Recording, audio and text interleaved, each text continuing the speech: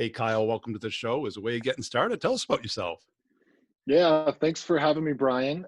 So, a little bit about me and what I would say in the order of significance to me is I'm a husband, I'm a father, a veteran of the United States Navy who was an aspiring wealth management advisor, but then jumped into the world of B2B sales on a whim.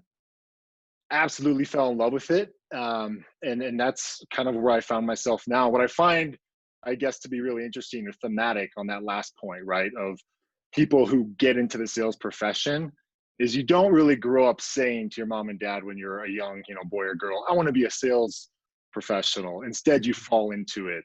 Yeah. But the great thing about it is what had me passionate about pursuing my CFP and a career in wealth management was helping people plan and prepare for their future, which is exactly what I'm doing today, just through the lens of sales leadership. And why the Navy? Man, that's a great question. So it sounds really cheesy when I say it and I reflect back on this. I have a bunch of Marines in my family and a bunch of Air Force, no Navy, no Army. The reason I joined the Navy was a little bit of just this rebellious kind of blood I had flowing through me, but also Top Gun is one of my all-time favorite movies. And so that opening scene, you can't help but watch it and say, damn, that's something I really like to go do. And did you get to do that? No, I spent 4 years in the desert, so not exactly what I thought, but it was still an amazing 4 years. Got to grow up, got to see the world, figure out what I wanted to do. It's a great opportunity for any young man or woman to go out there and really explore the world and grow as a human.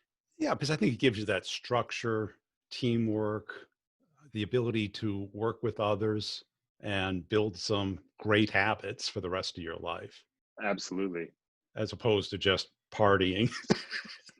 Yeah, very, very little of that. Not much partying going on in the Middle East or when you're in the military, anyways. And so how did you get into sales? What was the flipping or the tipping point there? Yeah, so the going back to like passion about helping plan and prepare for their future, I was always perplexed on when you're in school, whether it's grade school, high school, or college, right, Brian?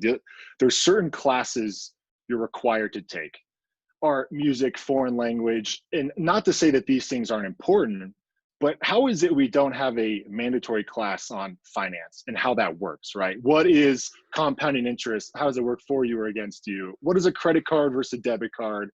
These things, I think it's absolutely just a huge miss that we don't teach it. And so that was my mission, right? I want to go do this for a living. Um, and I have the Series 7, Series 66, and I vividly remember late one night of studying for the CFP, just thinking, wow, all I've ever done is school and the military, and then I spent 3 4 years in this financial management field. I don't have any context. I don't know if this is actually what I really want to do. And this what if creeped into my head. Like, what if there's a bigger calling out there for me? And I would rather try and fail and then never have that what if on my shoulder than not try and always question it. And so literally on a whim, I had a colleague who was doing B2B sales, or a friend, I should say. He said, why don't you give it a whirl? And I jumped in and it blew me away. And I hope to be doing this for the rest of my career. Glad I made the move. And what you like about it? I like, well, in particular, the reoccurring revenue or the SaaS sales model. I like the fact that really two things. One, there is no bait and switch, right? You need to be setting proper expectations in the sales process. Otherwise, you're wasting your time and you will never get the return on the investment or the CAC that you invested. So that's the big one. The other one is maximizing LTV is the name of the game, and net revenue retention. And if you were working for an organization that truly puts the customer first, right? I mean, everyone says that. No, and I don't think anyone's maliciously saying it and doing otherwise.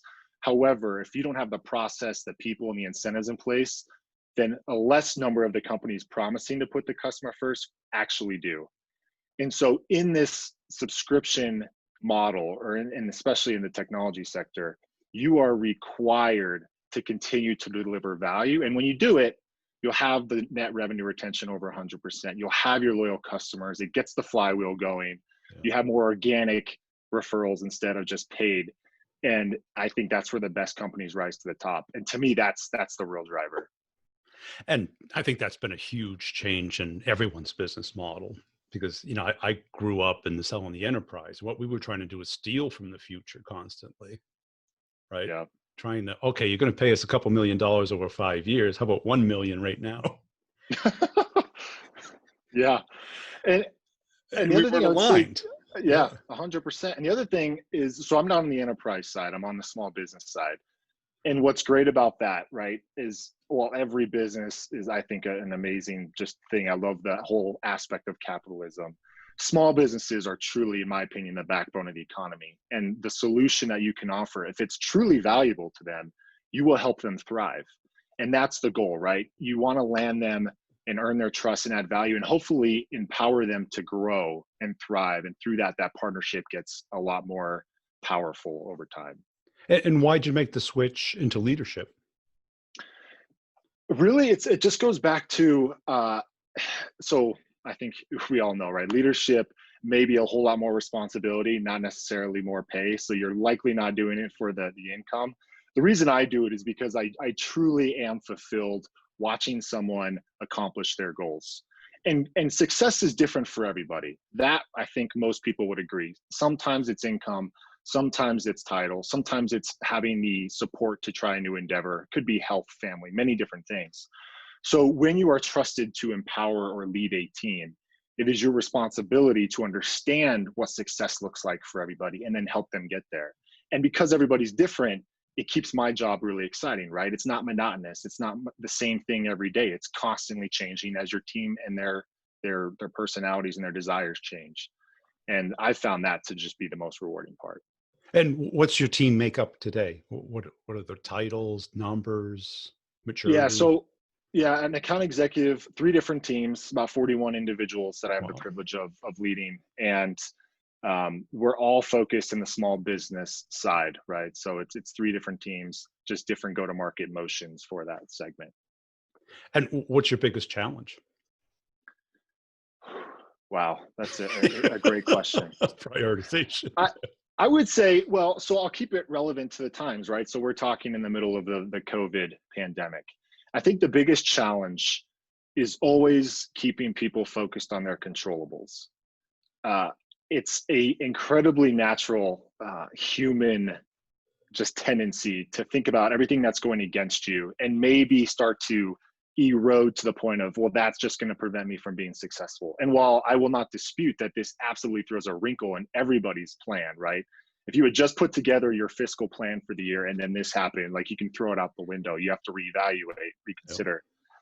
But how do you then encourage and empower and lead your team through this in a way that they know they can come out of this stronger, right? And so Brian, often use this formula I call the success formula, and that is that success is equal to skill times will. And I think defining those two variables is really important when you're explaining this to your team. And I'm using success in the context of being a great sales professional or being a great team, right? Delivering good results. So skill is, are you getting better each and every day? You might have more capacity now than you did a few months ago. So what are you doing with it, right? Are you reading that extra book? Are you listening to more podcasts? Are you writing down the most common objections and then taking your sales methodology, whether it's Challenger or Sandler, and applying talk tracks and then practicing it?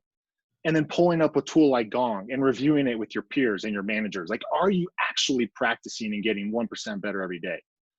And then there's the skill piece, or the will piece, I'm sorry. The will is the grit, the grind, the hustle. And it's not to say that, I know I've watched your stuff all the time, right? It's not just about doing 500 calls in a week. But you do have to get the reps, right? You have to Right. work for it more than you wish for it. And so they're not contradictory, in my opinion, of, hey, you want me to just go out there and practice the fundamentals and techniques, or do you want me to make more calls? I don't think they're contradictory. Not at all. I No. I think they're complementary, right? Yeah. Which is, go get really, really talented, understand the fundamentals, the tactics, the techniques, but then go practice. So Right. I have that conversation, skill times will. Think about what you're doing about it every day, and then you will be more successful. I guarantee it. And how about culture? What type of culture do you like to build? A culture, I would say, has to have four things. And this is not unique to me, so I want to share the credit here, right? But 5 dysfunctions of a team really, really impactful book for me. Radical Candor, and then also I would say Conscious Business by Fred Kaufman. So to me, culture, right, has to have a foundation of trust and integrity. Absolutely. And the way you build that, one, you have to have the right players. And maybe we don't have time to go into the recruiting aspect of this. But assuming you have the right players on the field, you have to be open, vulnerable, and transparent as a leader. And if you do that, you will create that trust and the integrity. The next thing is authentic communication. So make sure that when you're having conversations and you're soliciting feedback, you genuinely want to hear the feedback. You're not just going through the motions. People see right through that. So authentic communication, challenge directly, right? Care deeply. And it's okay to disagree, just commit afterwards. That third layer then is what I'll consider, or what I'll call impeccable communication or impeccable commitments. And that is, you know exactly what good looks like. You know who's doing what, why they're doing it, and when they're doing it by. And that'll create the accountability. And that's really where you get that pattern of a high performing culture. I mean, other than being a great role model and serving as a sample or an example, how do you communicate that to the team? It comes from, well, one, you do want to set that expectation when anyone's joining the team. You would set that expectation in any of your like all hands, or maybe it's a quarterly or a monthly stand up. But the way you can really deliver it is in the one-on-one feedback, in the casual conversations. When you see someone who may not be embodying those values we just talked about, then on the spot, give them the candid feedback, right? Here's the situation, specifically what happened. Here's the behavior that you specifically displayed. Here's the impact it had. And here's what I would recommend we do in the future. And when you're constantly, just with little things and with broader messages, reiterating that, and this is what we're striving for, I think that's in time where you get the full buy-in. And is the rest of the company bought into this, or is this unique to you and your team? It's 100% a company-wide mentality, right? Yeah. And because in sales, as you know, Brian, this is a team sport. Our team can go and have a great sales process, but before it even gets to us, we have to have an amazing marketing team bringing us these leads. Once we close that customer, then we need to have an amazing onboarding team that goes and provides a great experience. Our product, right, EPD needs to have a reliable product. And then our service teams need to make sure they're constantly adding value and delivering on the promise of a great experience. So a huge team effort here for us to be successful. And we are all very much aligned in what that's what a good culture should look like. And how did you come to these elements? Was it just reading books? Was it the military experience? Was it previous jobs? A little bit of everything, right? I've had the privilege of working with some amazing leaders. So some of this is pulling from them. Some of this is from the books like Five Dysfunctions of a Team.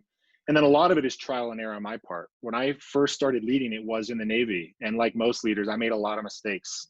And I think that's normal, is to be expected. But the difference is, what do you learn from that? And so learning from mistakes, unfortunately, and getting better a little bit at a time, combined with the great mentors and leaders that I've worked with and all the great literature that's out there, that's where we've come to this conclusion of like, what do we want our culture to be? What do we want it to represent? And with the team, what's the big challenge? Is it recruiting? Is it getting them to understand how to sell, how to communicate? Yeah, I would say, so we have a younger sales force, definitely a younger team, right? So we don't have 30-year professionals on our team at the moment.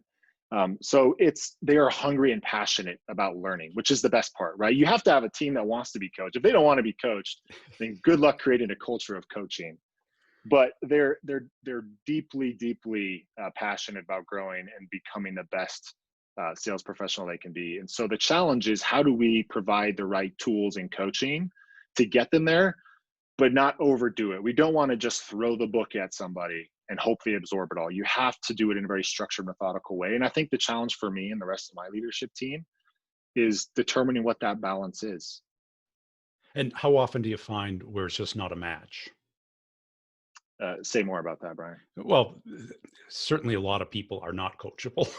I think I've met a few. Yeah, I have as well. And I will say, and I'm not blowing smoke here, I don't have anyone on my team who falls into that bucket. Really? We have a very, very great onboarding, invite, and recruiting team. We have a very scientific process on how we bring people to our sales team. So that's something that we screen for, right? Yeah. Is what's your propensity for coaching? Like, how open to that are you? And give me examples of this, right? You got to go to those second and third level discovery questions in the interview, because I've realized if they don't have that passion or desire, then I'm just going to be beating my head against the wall in 6 months. Right, because that is the number one thing in learning. You either learn Yeah. from your mistakes, you learn from other people's mistakes, or you Right. don't learn. Right. Or you run into the situation, Brian, where someone is maybe not achieving the goals that they've set out. It could be the quota you put in front of them. A lot of people have ambitions and goals higher than that. And they come to you as a leader and say, I don't know why I'm not getting there. Can you help me? And then, as hopefully most leaders, right, you're then dedicating incrementally more time to help that person get there. But if that person over time isn't doing what you're asking them to do or what they're saying that they want to do, they're just not showing the commitment or buy-in, then you have a real problem, right? You can't want it more than they do. And so that to me can be a little bit frustrating. And that's where the whole coaching conversation comes in of, I'm going to give you the tools, right? I can teach you the skill. What I can't do is give you the will. That comes from you. Yeah, right. You can't coach to that. And Right. I see the other problem is that the blame and the reasoning and the excuses are everything outside of them, instead Yep. of, you know, what do you have the most control over? You, Right. right? Exactly. You don't And have that's the control over the weather, yeah, the or the economy. pandemic. Right? And I would And say also, Brian, sorry to good. cut you off here. The thing is like how it's just so freeing, right? It's empowering to know that you can't control what happens around you, but you can control how you react and you can control what you learn from that. So as soon as you can really adopt that mentality, it is so much more empowering. And to not have it, it's just, it's that passenger mindset. And I just refuse to fall into that category. And have you seen certain things on the resume or in their past, either employment history or education, that show this capability to be coachable and to elicit feedback, not only be able to take it, but ask Yeah, for it? yeah, exactly. I would say that's hard to do on the resume, right? Now, so I would say in the interview process, what I'm looking for from a coachability standpoint is asking questions about when somebody fails. Like, tell me about your biggest professional letdown or failure. And I'm looking for a couple of things with that. One is when they answer it, is it somebody else's fault, right? Yeah, Like that's the first thing I'm looking for. Is it someone else's fault or what was your part in that? right. And then secondly, okay, what did you do afterwards? Did you just make a mistake and fail and then not change anything about your habits or your process? Or did you go ask for that coaching? Did you go research what could have led to that, right? So I would say asking about their biggest professional failure is one way to identify both ownership mentality and willingness to get coached. Yeah. And on the opposite end, what's your biggest professional success, right? You want to hear that teamwork mentality. This is what happened. By the way, here are the people that helped it all become possible. And now you've got someone who's team before self, which is also a very critical element of any successful sales org. And do you have the standard SDR AE model, or is it We they own the do. whole process? Yeah, so for my teams, they are full cycle AEs, right? So we Good. do get some leads internally from other, it's more of a cross-sell type motion, but a lot of this is us prospecting on our end. And so they need to be proficient at going into their book of business, at having a good cold call and sending out a great sequence via emails, adding value. It's very much a full cycle sales experience. And what skill do you see lacking the most today? Well, I'll speak specifically to the segment we work in, right? So we have thousands and thousands, over 100,000 small businesses that we're serving. And so if you're an AE and you have several thousand accounts in your name, I think the biggest initial challenge is how do you go through that in a systematic and effective way, right? You can't just send a bulk email sequence to your entire book of business. You just That's do not it going to work. alphabetically. Exactly. Yeah, that makes exactly.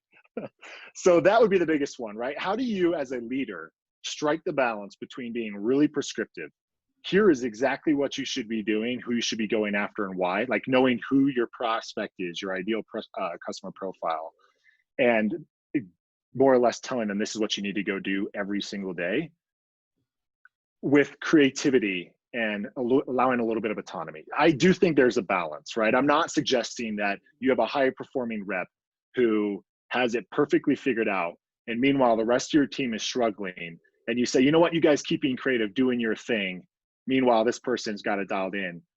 I'm also not, though, suggesting that we just have you exactly imitate everything that they're doing, because part of what makes you a successful salesperson is your personality, your ability to build rapport and be human, and you cannot totally copy and paste that over to somebody else. So there are some best practices you should be implementing, but don't get so prescriptive to where you take the human aspect out of selling.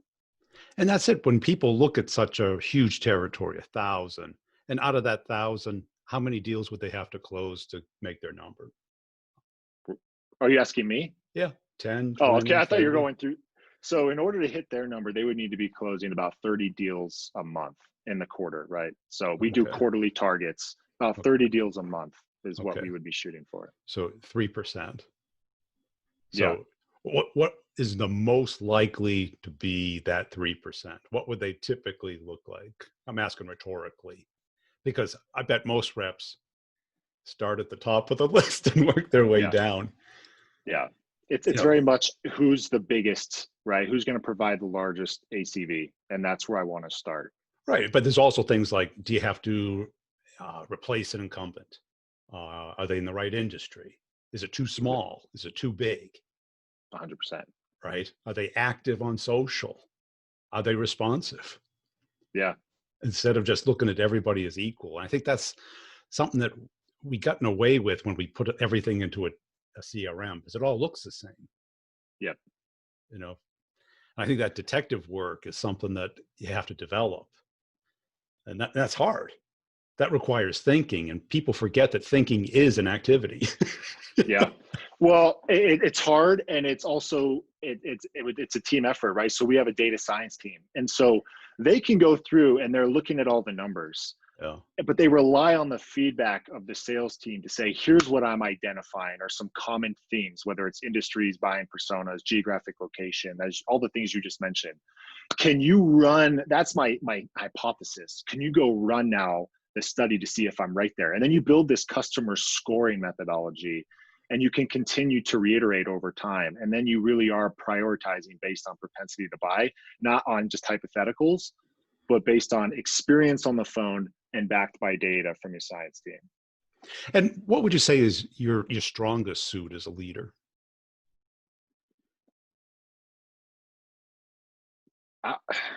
It's always hard to answer a question like that, right? I would hope that if you were to ask my team that, they would say it's integrity. I would hope that the answer would be integrity. Always doing what's right when nobody's looking, right? Knowing that your team truly, deep down to their core, believes you have their best interest in mind. There are no ulterior motives. It is all about them. That is why I'm here. If they are not successful, then I have failed in my job. And every decision I make, that's the one question I ask myself, right? Is this the right thing to do? And am I being consistent in how I decide that? You're not playing business. That's No, what I used to call it. Right? No. Playing office. No, never, ever, aside from the fact that it just doesn't even feel right. It feels slimy, right? It never works. The only way to really, really build a great team and great culture is to make sure that you have everyone else's best interest in mind, and they'll appreciate that. And ideally, you have people who surpass you, right? If you've done a great job as a leader, you could leave tomorrow. Nobody would even know you were gone. They'd fill your shoes in a heartbeat. And while that's a little bit at first, it's like, oh man, that's kind of depressing. It actually means you've done a fantastic job. And that's the sign of a great leader. Right, because it builds trust, and trust is the bandwidth of truth. And if you're not dealing with truth, you're playing business. You're kind of trying to interpret what's really going on here. You know, it's like analyzing a forecast. You know, you want 300% pipeline, you can get it pretty quick. You just have to enter it. Right. But you want truth, because you're bubbling it up, and you need to represent accuracy. Well, what do you see most sales leaders today do wrong? I would say they're focused. Well, I don't want to paint with too broad of a brush. I would maybe take a guess that they are focused on the results first and foremost, right? And to me, it's not necessarily about the results that you should be focusing on. It's the root cause. So if whatever your results that are your KPIs that you're going after, what is actually getting you there, and start there. I truly believe, right, there's this whole new wave of talent that's joining this profession, and they are passionate about working for a company they believe in the mission for, and they want to be coached, they want to be developed. Sometimes they just don't even know where to start. Right. And so we apply the situational leadership methodology, right, where it's S1, very prescriptive, all the way to S4, where you're just removing that roadblocks. So understand what level of detail and prescription you need to apply to each person to get to those results. Don't just say, why didn't you get to 300% pipeline coverage, right? Because then they're just going to go put in a bunch of fake opportunities. If they're struggling to get those opportunities, then go back and figure out why. Is it the activity? Is it the fact that their conversations maybe are a little bit, ineffective, and coach to that and let them feel open and vulnerable to asking for that help, and not like they're going to be ridiculed or hung out to dry. That's it. I think a lot of them aren't asking for that help. They're sitting there paralyzed, frozen, instead of saying, this is what I'm doing, or asking, what should I do? Well, Right. you got to do a little bit more thinking than just pushing it onto somebody else. Because if you tell them what to do and it doesn't work, whose fault is it? It's yours, not theirs. Right. Right. And what advice would you have for somebody who wants to get into leadership? Yeah, it's very consistent for me. It's be a leader in your current role, right? So especially if you're at inside sales, it's a little bit different team relationship when you're inside versus field sales. But you're working together, which means they're hearing you on the phone. They're seeing what time you get in the office. They're seeing how you react to difficult news or changes in the organization.